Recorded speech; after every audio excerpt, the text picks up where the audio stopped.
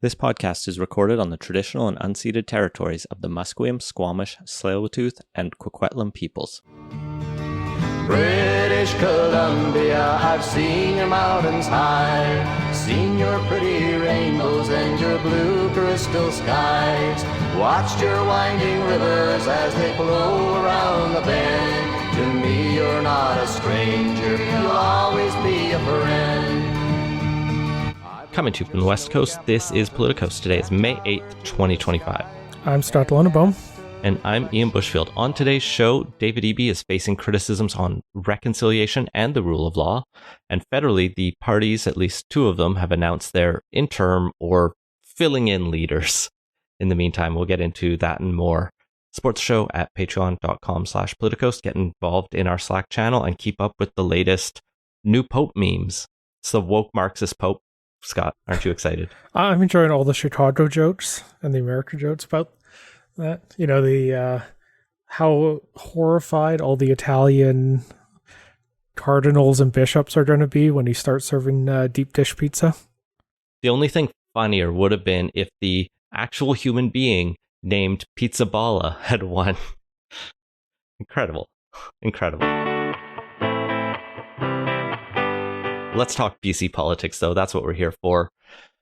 First up, last week, I think we briefly mentioned two of the new bills that came forward from the provincial government. I think it's Bills 13 and 15, which are ways to accelerate infrastructure projects, either green energy projects or anything the province deems important can get fast-tracked by cabinet. They're turning out to be rather controversial bills, as a number of different groups, including the First Nations Leadership Council and a number of environmentalists, are calling out that the government didn't ask Indigenous people about this bill before drafting it, which is in the Declaration of Rights Indigenous People Act that they would do every time. And now Indigenous leaders are saying, you're not going to override us with your new power grab bill. I mean, power grab bill's a little bit much when it comes to honestly, it makes a lot of sense for the government to decide that certain things are in the provincial and national interest and that there should be a process where it's not going to take 5 to 10 years to figure out whether or not that thing should be built. Yeah, the defense the government is making is that they've written into the bill that even when they exercise these powers to fast track a project, there will still be consultation required. The credibility of the government, though, kind of gets shot when they didn't pre-warn Indigenous allies and partners about this, who will have to be consulted at some point. If you say, hey, we'll consult you in the future, is it just pro forma? It's kind of looking like under constitutional law in this country, there is a requirement to consult with Indigenous people and to have that be meaningful and not just a rubber stamp. And I don't know, I am sympathetic to the aims of the bills, but it's another one of these policies the government has brought in where they want to bring a lot of power into cabinet's hands, and they haven't done a good job explaining why or even justifying to people they should have on side. Yeah, the communications definitely leave something to be desired on this. According to Bowen Ma, the infrastructure minister, the thinking was we need to get this done quick. And since most of the meat of this is going to be in the detailed regulations, which there's also a important conversation to be had about how much the government relies on regulations after the bill gets passed rather than having that actually be this matter of debate in the legislature where, in theory, the important decisions about how legislation works are supposed to be sorted out. And that's not unique to David Eby's NDP, though it is a problem there. I feel like they've leaned into it more heavily, but yeah, it's a pretty common feature and only seems to be getting more so. But yeah, the basic argument is all the regulations, when that's being figured out, that's when we'll do the consultations on this. It's a tough situation for the government because now they have articles from Vaughn Palmer and Rob Shaw critiquing it and I mean, highlighting. You get the latter no matter pushback. what. Yeah, that's true. I'm going to be interested to see how they navigate this, because the reaction has been pretty stark. And I know that, like in Alberta, a lot of First Nations bands are quite justifiably up in arms about the talk about separatism there, and they're writing strongly worded letters to the Premier and holding some demonstrations.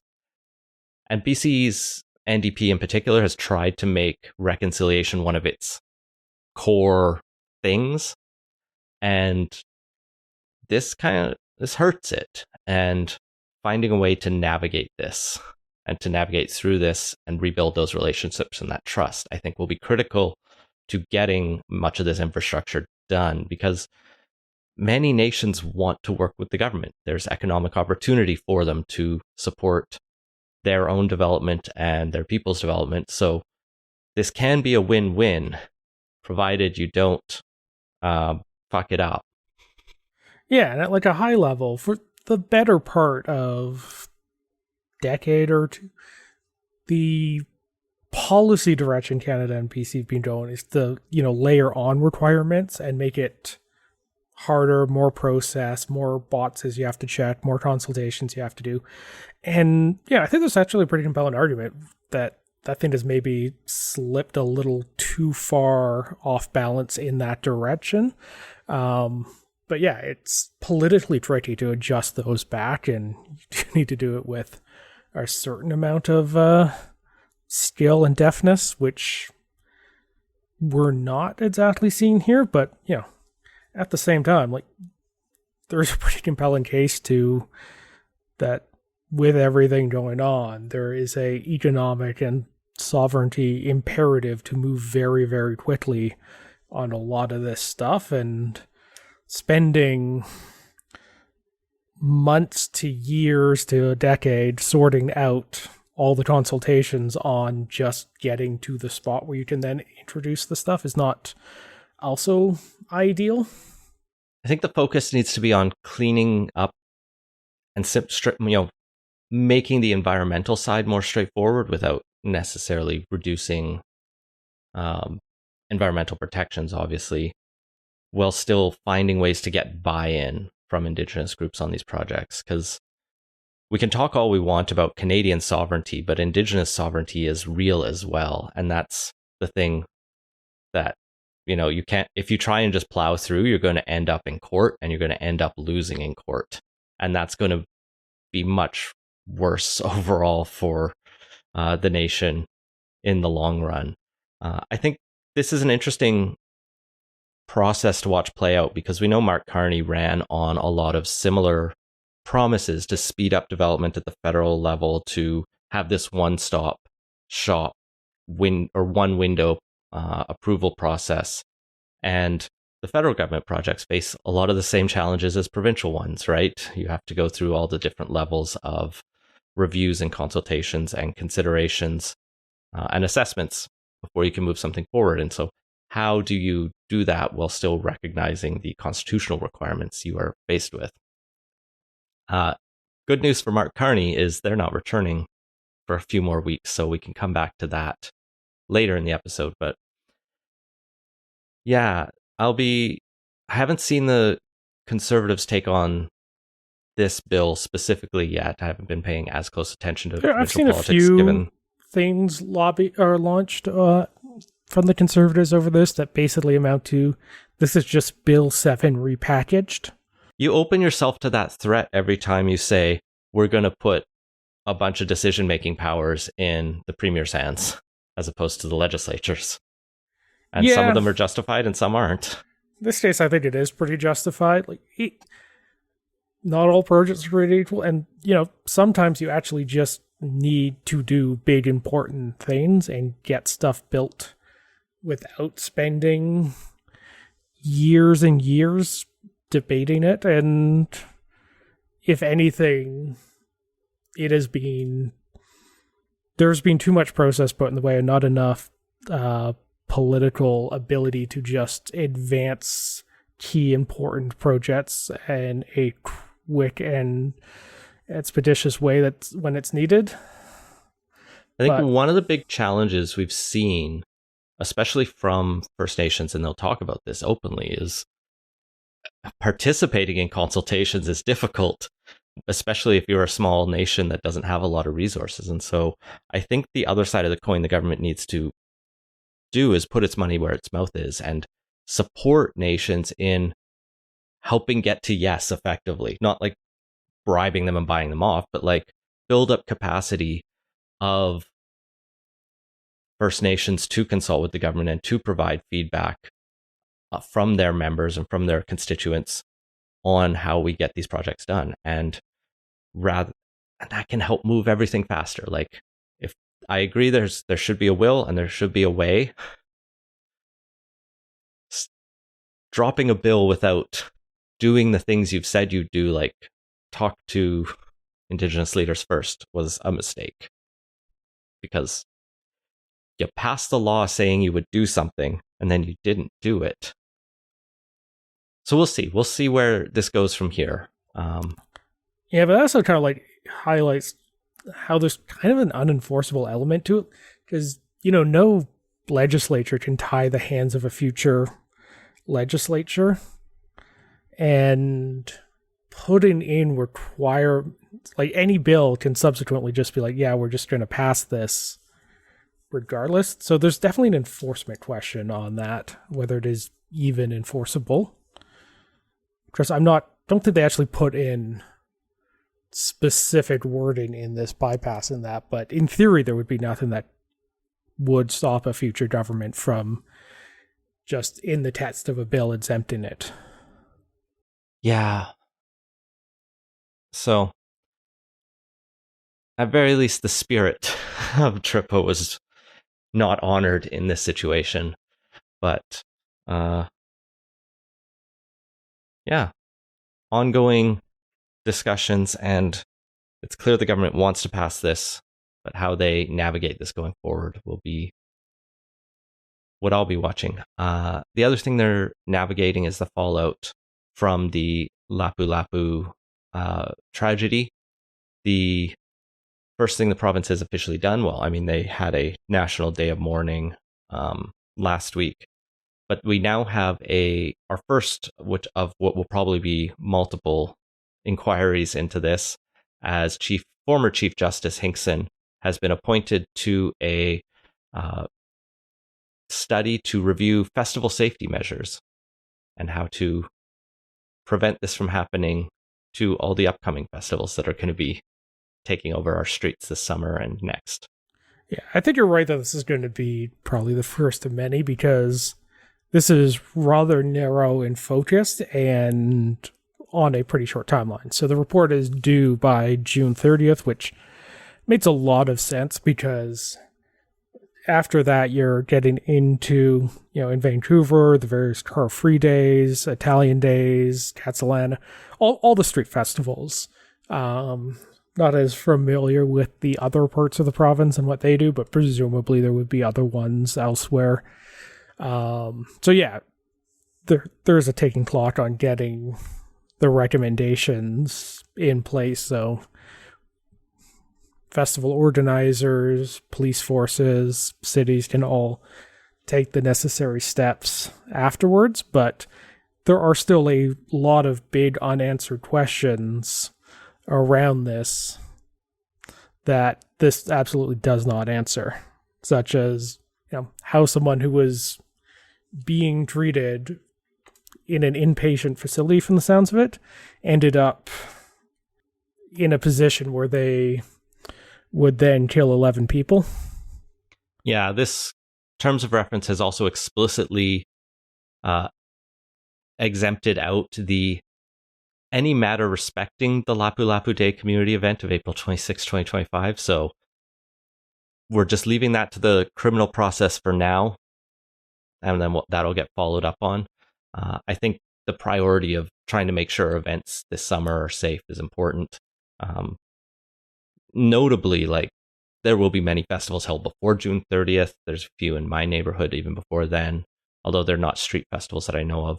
And even if you drop a report on June 30th, if your festival is in July, you're not probably going to be able to implement a lot of major changes super quickly without a lot of money.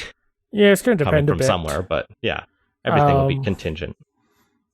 Yeah, like it would be fairly easy to add temporary vehicle barriers to a lot of these, but more complicated stuff than that becomes a big question. So this is a good step. The opposition, like he was pointing out, there's so much more to study in terms of, the mental health issues, the specific issues to that case, and much more, of course, to be considered. As part of that, the premier was making his statements about this and mentioned that in the legislature, he hopes the man accused spends the, quote, rest of his goddamn life in jail, which is the kind of statement that comes from the heart, I think, or at least the pure emotion of it. Yeah, it's hard to argue with the content of that. But many lawyers and people who point out that, we have a justice system that can't presume people guilty or prejudge what the courts determine as a sentence in a fair hearing, that maybe it's not appropriate for the premier to drop a comment like that. These criticisms range from the opposition to civil liberties groups and other lawyer groups. Yeah, I don't know about that. He's not ordering the person to jail. He's not doing anything but kind of expressing his, well, from all appearances, very heartfelt opinion that also, mirrors that of, I would imagine, almost all British Columbians. And I think we sometimes get a little too precious when it comes to this sort of thing, because one comment by the premier expressing the most understandable and basic reaction to the senseless murder of 11 people is not going to sway a jury or ultimately undermine a fair hearing. If there was, a concerted effort to sway how the court is going to rule on it, or anything like that, that'd be one thing. But yeah, I fully expect leaders to express and reflect what people are feeling in this thing when major tragedies happen. And the way they don't need to be monks, is I guess what I'm getting at. I do like the way actually conservative MLA Peter Millibar put it, the quote, "The premier can't honestly stand in this house and think that his opinion would be considered the same as people that sit around and have coffee at Tim Hortons or an A&W talking about world events." Kind of pointing out that we do need to hold our leaders to a higher standard. I think ultimately I agree with you that this isn't the biggest issue.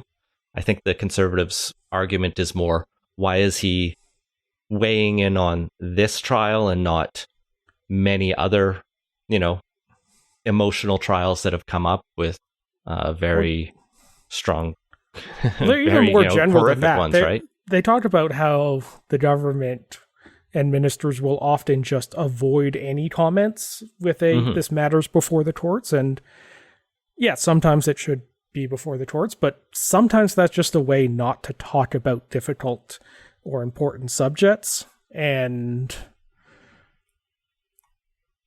there's a hypocrisy on that for sure. But, in general, I think Canadian politicians and leaders should probably be a little less risk averse when it comes to that stuff and actually discuss important issues, even if there happens to be a court case underway related to that issue, because the work of government and the province and the country doesn't stop just because a court case is going on. No, but the work of government is not putting people in jail for the rest of their goddamn life. It's setting up the society. Yeah, but I'm talking generally on this stuff. It's a very common thing to have politicians deflect on this matters before the courts. Sure. On things more than just criminal trials. Yeah, but I think you can speak compassionately and emotionally even, while treading a softer line around sentencing, for example. Like, I think he said much of the rest is great in there, but Vaughn Palmer calls it out as well in the column I'll include in the show notes. But like, I know it's not the province that sets this, but it is the matter for politicians to set the basic parameters of sentencing, and they shouldn't be ruling on or setting the sentence for any particular case. This sort of action ought to have this level of sanction associated with it is a pretty reasonable thing that does get written into law all the time, but mostly at the federal level. But there is a role for politicians to reflect Canadian society when it comes to the parameters of sentencing. Yeah. As you mentioned, that's not the province's jurisdiction, though. So it's a tough situation. I don't think it's fine. It's fine. He had a moment of outrage, and he's happy to double down on that. But I will also add this. I don't for 1 minute think that if the Conservatives were running the province, at least one of their ministers, if not the premier, wouldn't have said something similar. No, I'll agree with that. This is, if anything, and they should be called out for it too. they're the group that's more likely to do that. Like, I think the risk of this kind of language is you get into the populist, like, trial by mob situation. And I know that's not what's being done in this exact situation, but it's why you need to be careful around this, right? We need to have free and open courts where people can be considered innocent until proven guilty, because in this situation, it might be that this guy is found like not criminally liable due to mental illness, and that merits a different response than jail forever. It might mean mental health detention. That's where a review of the Mental Health Act is also coming. Because that also, if that is what ends up happening, that raises the question of why was someone who's unable to exercise sufficient control over their actions not to kill 11 people was in a position where they could. Like I said, many, many more studies to be done and inquiries. Well, speaking of if the Conservatives were in the province, we have I don't think it's our first post-election poll for BC, but we have our first in a while, at least, from Liaison Strategies. And they have the Conservatives at 47% to the BC NDP at 45%.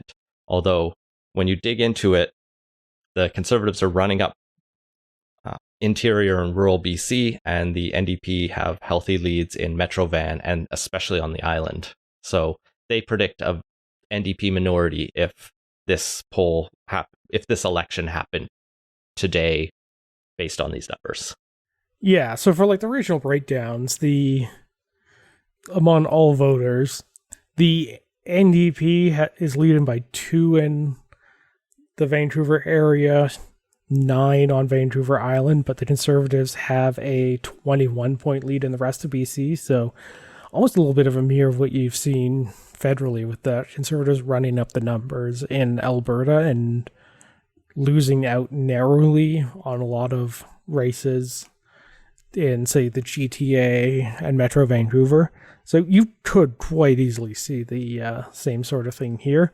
It should still make the Conservatives happy that they do have, right now, according to this, a lead in the popular vote. That is something they can build on, and that is more than they achieved in the election, but there is definitely room to improve their performance in the areas that could yield them more seats versus just more votes. I do lose a little faith in this poll, given that they test the popularity of leaders and include Sonia Furstenau in there, which I had not actually realized that in January she formally stepped down and Jeremy Valeriote became the interim leader. pending the leadership race, which, if you Will want to that become, we'll find out May 31st if anyone is in the race. As of yet, there is not a race. So what happens in that case? Does the interim leader just get drafted to be the permanent leader? Are they indefinitely the interim leader? I think this is what happened to the BC Conservatives before John Rustad. I think Trevor Bolin was interim and then full leader at one point. And it seems like where they're headed. I think Valerie Ote doesn't want the job, in which case they may just continue on with him as interim and try extend the deadline or something. It's a mess. They're posting on their social media like, hey, if you want to be leader, apply now, which is quite sad. Aren't they even running ads? Yep. Actually, I don't know if it was an ad, maybe. Regardless, ironically, Sonia Furstenau has the most net positive favorability of the three leaders, just slightly ahead of David Eby, although she still has pretty high unknowns, which is fine because she's not a politician anymore. Rustad is at -9 net favorability. So, interesting poll. We'll keep an eye. I think the other thing that's interesting is Elections BC dropped the first quarter interim financial reports to give you a bit of a sense of how much each party is fundraising. No real surprise here. NDP lead the Conservatives 800,000 to 723,000, and the Greens are at a relatively respectable 210,000 for them. I saw some people dunking on that, but I thought that was, like, for them, a fairly healthy first quarter, given they don't have a leader and they just ate shit in the election. Actually, they held on to 2 seats, but dropped their vote share quite a bit, so they get less per vote subsidy. So I did quickly check. There's nothing in the Facebook ad library for the BC Green Party on that. So direction there. Yeah, I'm not sure there's much to say on the Greens. Honestly, the most interesting part of this is just another data point in what we've been talking about for the past year of the Conservative Party has managed to establish itself as a real party with good fundraising, which, at one point, not all that long ago, they were pulling in 60,000, and now they're pulling in, much closer to $750,000 in a quarter. So, big improvement there. The BC Liberals, after the fundraising changes in 2017, took years to get a decent fundraising apparatus up, and really only happened after Kevin Falcon took over. So they basically squandered all of the Andrew Wilkinson years on that. This says Conservatives are a real operation that is going to, presuming they can hold their caucus together, be a very serious challenge in the next election when the NDP is going to be in an even more tired position. I think the brightest light in here for the NDP is that they have significantly more donors than everyone. They're at about 6,500 donors in total.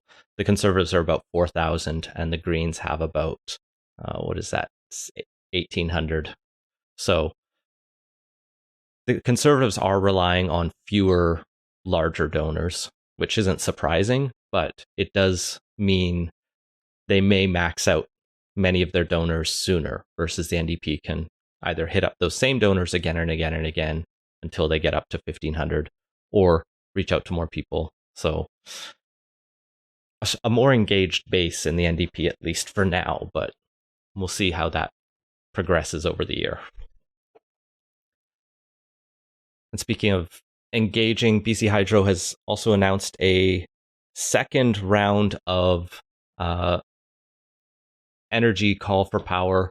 They're looking for another 5,000 gigawatt hours per year. They want to power 500,000 more homes. This comes after last year's call that got 10 new renewable projects. And basically they want, I don't know if it's going to be another 10, but roughly that much power again, which is quite a lot to come very quickly. So it's just cool. And hey, if the projects they're talking about with this all get fast-tracked by the government's new powers that they're giving themselves. Yeah, these would definitely fall under the either provincially important ones or I'm pretty sure renewable energy was a specific category. Yeah. They also included in that beyond just the catch-all. Yeah, the government thinks this is important. Yeah, and the thing that helps get these across the line as well is that the government's really focused on working with First Nations. They highlight that their first round was basically 50% Indigenous owned, and they're looking for that similar kind of partnership model, as well as with some independent power producers. So, cool. Lots more power coming online. Don't need to feel bad charging my electric car, I guess. Jumping to federal politics, things are starting to get moving. It turns out you can get a government going after an election, and you don't need roughly 6 months to sit on your thumbs. Yeah, which is in sharp contrast to both David Eby and Trudeau after the last election. Mark Carney has announced that he'll be naming his cabinet next week, so hopefully we'll have that to talk about on the podcast. I'll be really chuffed if he does it on Friday. The House will be returning on May 26th with the throne speech on May 27th, notably delivered by the real owner of Canada, King Charles III. Yeah, so this is something that's only happened a few times. I think Elizabeth did it twice while she was queen. So definitely out of the ordinary. Normally the Governor General does it. To say I kind of really like this as a thing. It's one of those subtle things, but nevertheless is I think a interesting bit of statecraft and kind of very clearly planting the flag on the whole, is Canada going to be American thing in a way that is subtle but firm. It did piss off the Bloc and Parti Québécois, which was funny. They're going to be pissed off about anything on it, but who cares about the Bloc? I'm not bothered either way. I get the politics of it. I just am enough of an anti-monarchist that I'm like, you didn't want to let Mary Simon do it. I don't even know if she's gotten to do a throne speech yet. Yeah, there'll be plenty more in the future. It's a 5-year term. Depends if he follows Trudeau in never proroguing, unless it becomes very politically necessary. It's a minority parliament. They're not going to last 4 years here. But, yeah, I mean, the guy down south is real enamored with kings and royalty in addition to dictators. So it's, I think a smart play on that. But it'll also be just a historic thing to kind of watch because it rarely happens. We'll also have the... Go ahead. Yeah, and... yeah, uses the monarchy in the way it actually is supposed to. There, a couple months ago, there's a bunch of people getting upset that Charles wasn't, I don't know, coming out with some big speech or something, rallying to Canada's defense in the 51st state stuff. But like, that's just not how the monarchy does things. They're not the pound on a table and make a big speech. You want that, go to a politician. But they will, do stuff like this that sends the same signal in a quieter, in a less loud register on it. So it's again the same thing, largely the same thing, but in a way that's actually going to happen. And then after the throne speech, we'll have a budget in early June. I saw some reporting say June 10th. So yeah, things will start moving real fast in federal politics. I know Mark Carney promised to hit the ground running with a lot to try to open up free trade in the country and get his one window applications things going. So he's also, yeah. He's also apparently asking all the provinces to send him a list of 5 big projects they want to see done, I've already seen Ontario and Manitoba come up with theirs, and I'm sure we'll get BC's in the next week or two as well, which will give us something to talk about provincially. Some of these are much more serious lists than others. Yeah, although even the Ontario one, which took a lot of flack for the build a giant tunnel under the 401, and fair enough on that. That's a bad idea.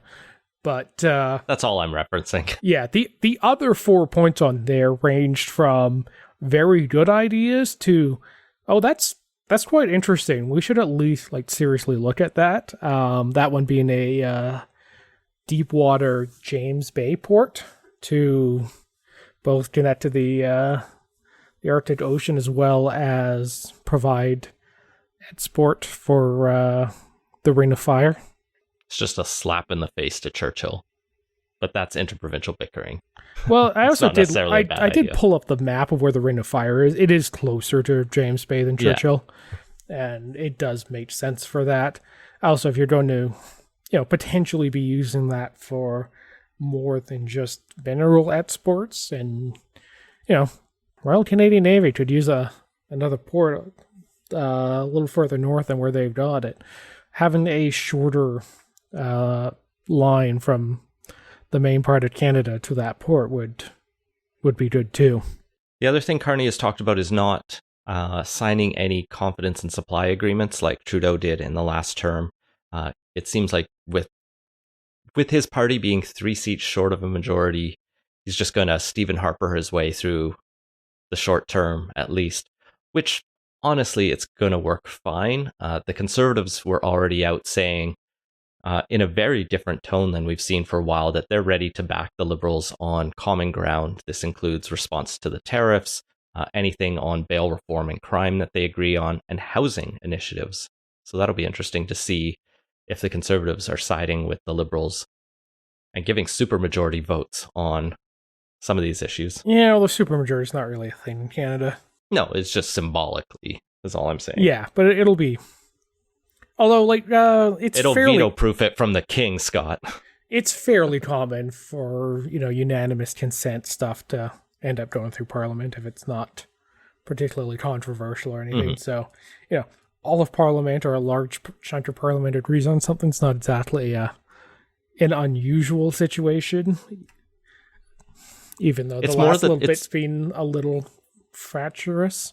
Yeah, it's more the messaging shift from the Conservatives, realizing all right, we didn't win that election. We're going to lick our wounds and take some time rather than just go immediately back to this government needs to fall. It's time for us to take power, which I think is obviously the right message. No one's ready for another election that fast. Yeah, and it actually gets them to get some wins on some issues they care about. The housing stuff, the Liberals basically took the Conservatives' plan and added a few things to it. So, that's something that would not be hard for them to support. They can claim the win on that one. I don't think that's true. They took what they were doing on housing, like the Housing Accelerator Fund, saying we're going to put more money into it and we're going to open up a national developer. Yeah, the national developer is the addition to it. The Housing Accelerator Fund is a variation on the Conservatives' plan of using government financing. The Conservatives plan to gut the Housing Accelerator Fund in their platform. They said they would cut all of those subsidies in favor of sticks and threats to municipalities. But they both agree we should have more housing, and so how they work on that together. They've been leading on the bail reform stuff for a long time now. Let them get a win on that one. So yeah, makes a lot of sense to move forward on a few of that stuff. I don't think they're in a position where they necessarily fear going back to the polls because they're in a strong position. It would actually solve the whole where does the leader, what do we do with the leader that doesn't have a seat right now question, because it would just put it into the election. They'd be good on that point. They had a very strong finish. They've got more money in the bank than anyone else. Yeah.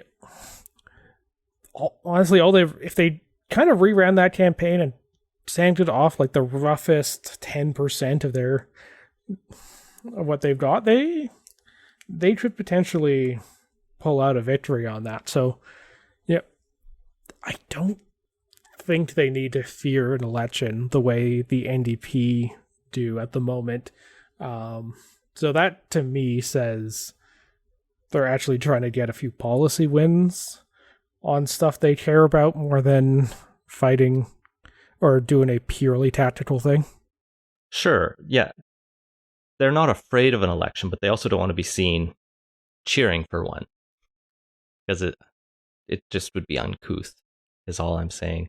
And the other main story I've seen float around a little bit is like, will there be floor crossers? Because, it kind of takes it. The numbers are so close, and I have to imagine the Liberals have sniffed around to see.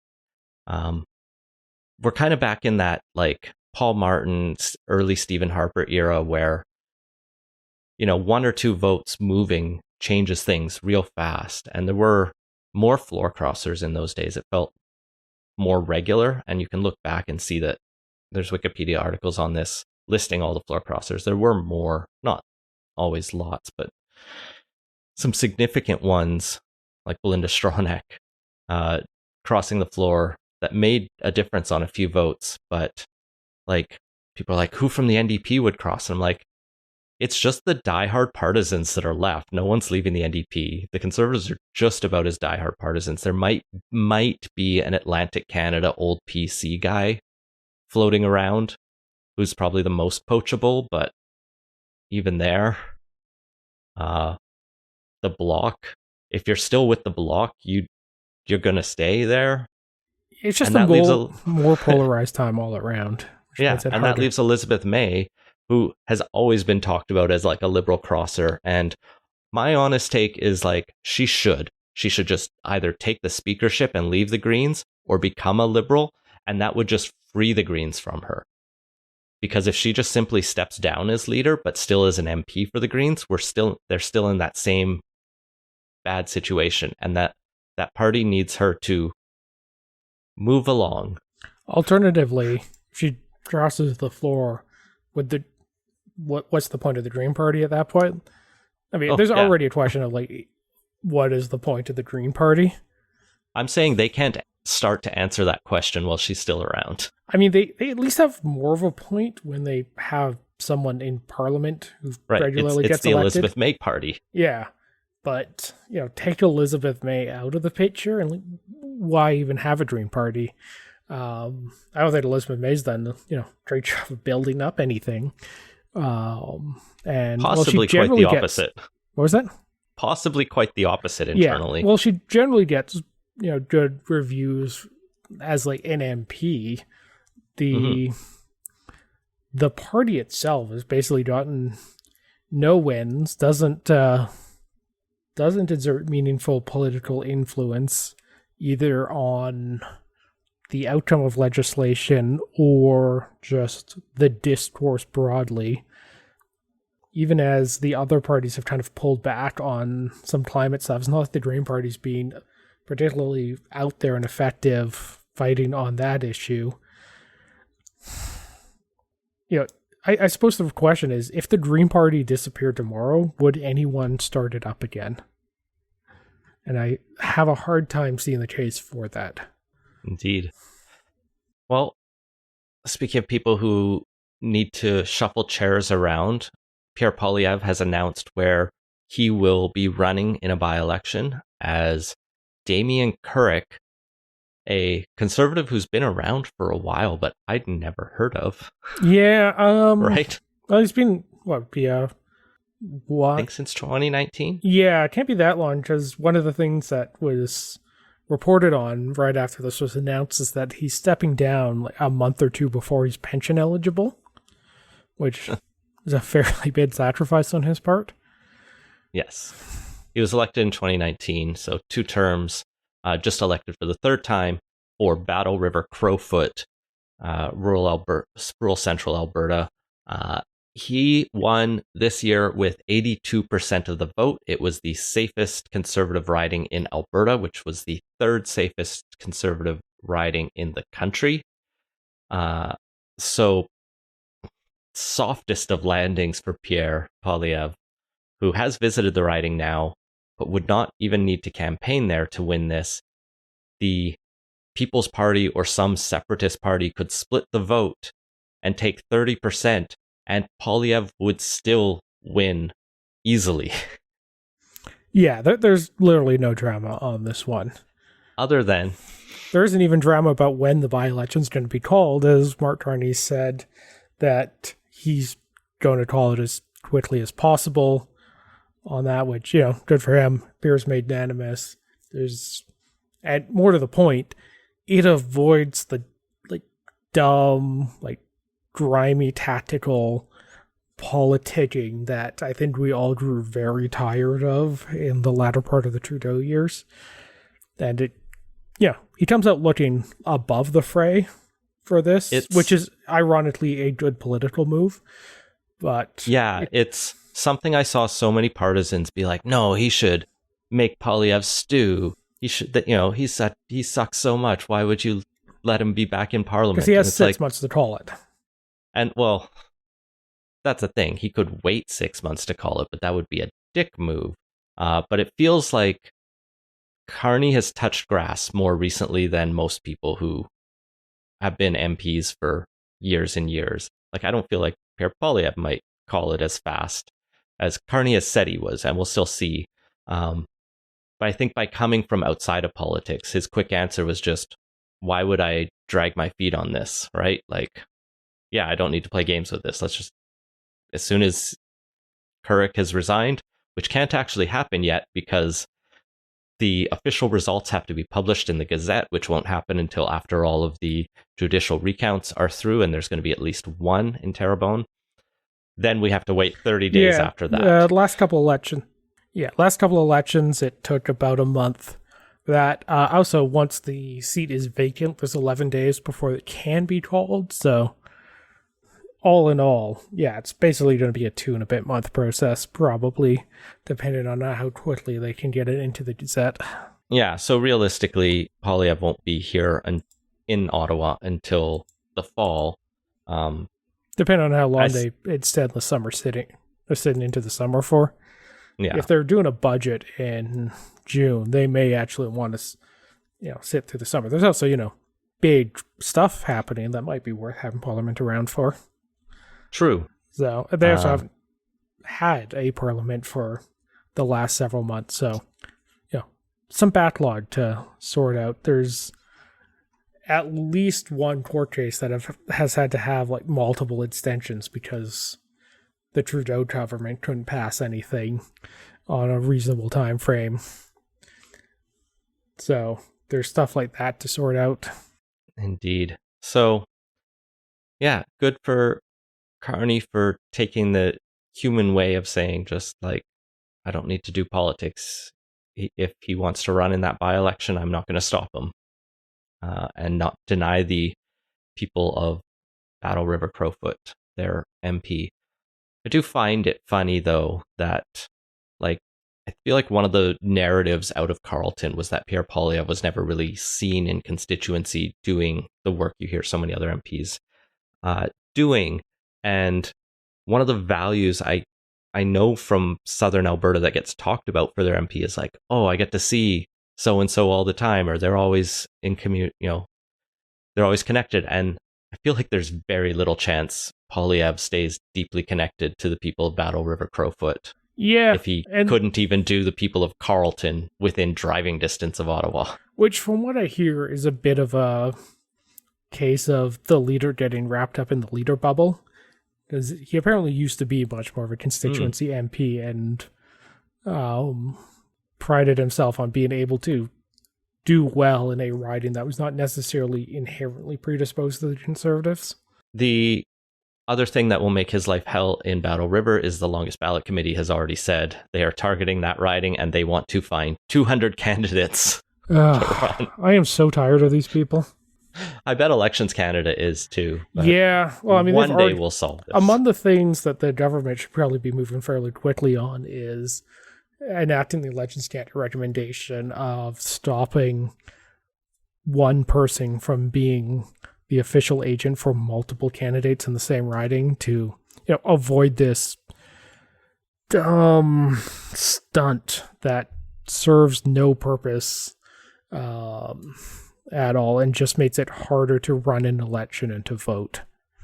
So, with the timelines, they may even be able to pull something together and get that done if they, feel like making the Election Act change one of their earliest bits of legislation.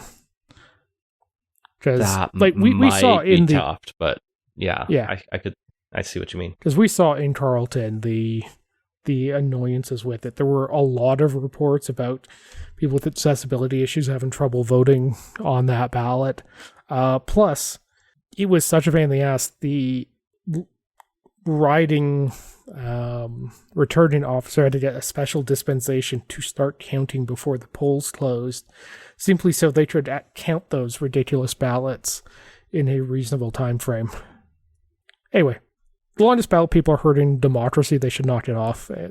And also the Elections Act should be updated to make it harder to do dumb stunts like this. Let's just do proportional representation, and then they won't have this protest to do. That is, in theory, what they're pushing for, but at this point, they've been annoying enough. I realize this is a little rational, but am feeling less inclined to give them a win just because they've been so annoying about all of this. Even if I will fully admit that's an irrational response. I get it.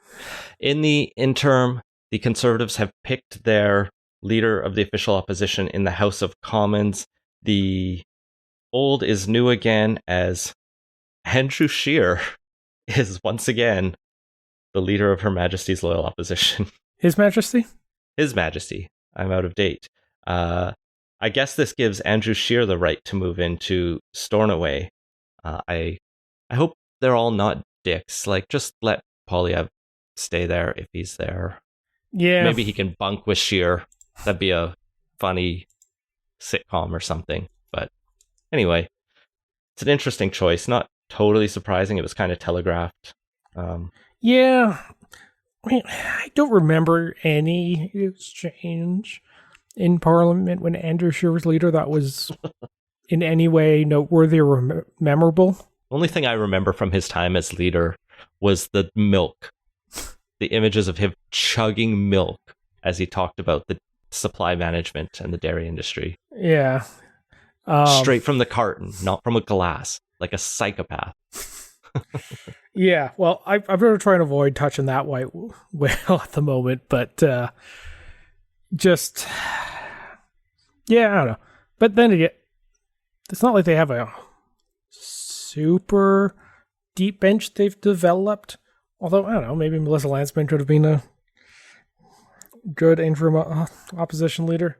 But, it'll be fine, but, it's not going to be memorable or, probably have any breakthrough. The question period thing becomes, the news story for the day with Scheer as leader. And Pierre can do what Jugmeat did for a long period and just hang out in the foyer and wait for the scrums to talk to people. Speaking of the NDP, their interim leader, they have announced the decision of the National Council is Don Davies, Vancouver Kingsway MP, who narrowly held on to his seat, will steer the party through until the next full-time leader is chosen. Notably, Caucus found out about this from the media, according to MP Leah Gazan, who tweeted this out, suggesting this is not the first thing she's bad about in terms of how the party is run. Yeah, just great party culture there. I did see someone from the party push back that an email had been sent out to the caucus about it, but the fact it's all happening on Twitter. Yeah, that's the thing. It's number one, get off, but yeah, even if even if she just missed the email or whatever, if the first response is to go to Twitter and put your party on blast for that, that indicates there's some deeper dysfunction going on. Yeah, I I think Don will be fine. It suggests he doesn't want to run for the full leader job.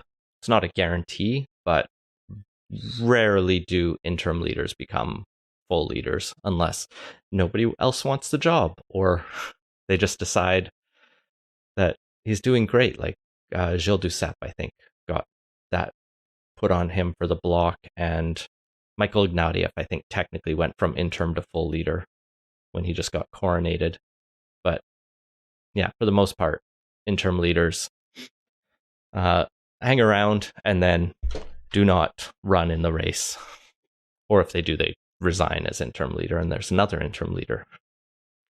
So finally, I guess we won't have time to talk about Carney Trump's meeting Even tonight. though it's like the big political story of the week. No, okay. Let's talk about it quick. It was fine. Yeah, Carney did what he needed to do. Did he need to do the meeting? Debatable, but overall, like, he came out looking like the adult in the room. Yeah. I think he did need to do it, in part because they had kind of boxed themselves into the corner of, we're going to be the stand-up to Trump people, and you can't very well run a campaign on that and then back down from a meeting with Trump. So it needed to happen. Came out looking good, delivered the line, didn't get Zelensky'd. Like, all in all, solid execution by Carney on that. It's not going to be. I do think you can play the we're going to stand up to Trump and then not fly to Washington, right? You can say, I'm going to stand up to Trump. He needs to come here. I'm not going to entertain him on his turf until he recognizes our sovereignty. He can come meet me at the G7 and we can talk about getting past this. And you could have something like that. But they kind of telegraphed a meeting was going to happen. So once that happened, yeah, you got to go. You don't like say you're going to meet and then not meet. That would have been really embarrassing. Yeah. Yeah, you also do have to try and get some traction on the trade issues too. So even if you were, we didn't get that though. Well, nothing got announced. Well, even Britain's like latest quote unquote deal is about as milquetoast weak as you probably could have expected you'd get from Trump. So, oh yeah, that thing was a disaster. But yeah, these things don't happen overnight. It was probably never likely to happen that he'd show up, get a new trade arrangement that day, and be able to come home victorious on that. But yeah, one step at a time, and that probably also needed to happen. So yeah, anyway, Carney came out, got the political win he needed on this, and I think has further cemented his position politically as a result of that. So very good week for Carney. Not a good week for Elections Canada, as they let people know that, oopsie, they had accidentally forgotten one ballot box in my riding of Coquitlam Port Coquitlam. Specifically, this was 822 special ballots from people voting across the country, but here in Coquitlam Port Coquitlam. Basically, they went into the returning office with their ballot marked for Port Moody, Pitt Meadows, Surrey, Victoria, Halifax, like kind of people across the country, mostly Western Canada, but people who are living in Coquitlam voted, and then their votes didn't get counted. But they found them and they're counting them now. They also note that the number of ballots this counts to for all of the different ridings, 74 in total, is less than the margin of victory. So it doesn't change anything. It's just less than ideal. Yeah, it's the sort of thing you really don't want to have happen because, while it doesn't change anything, it's the sort of thing that, not by itself, but if it becomes one of many, can be the sort of thing that starts to undermine trust. You kind of need the election to work more or less right every time, and when it doesn't, you need to identify it and get it corrected, and more to the point, be seen to be upset about that error and getting stuff done so it won't happen again. And that does seem to be the case here. I think the key takeaways are they're acknowledging it. That transparency is absolutely critical. If they kind of brushed it off, that would have been a problem. They also state that it seems in their initial review that it was human error and someone who didn't follow written procedure. So that person will probably never work for Elections Canada again. And they are going to do a complete review to make sure this does not happen again. Yeah, the communications on this seem to have been better than when a similar thing happened in the last BC election. Yeah, they should work together and not make mistakes, obviously. And that has been Politicoast. Find links to everything we talked about at politicos.ca. Support the show and get access to our exclusive Slack channel at patreon.com/politicoast.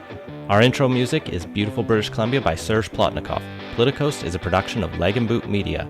Audio editing provided by Jesse Woodward at listener-supported CHLY 101.7 FM in Nanaimo.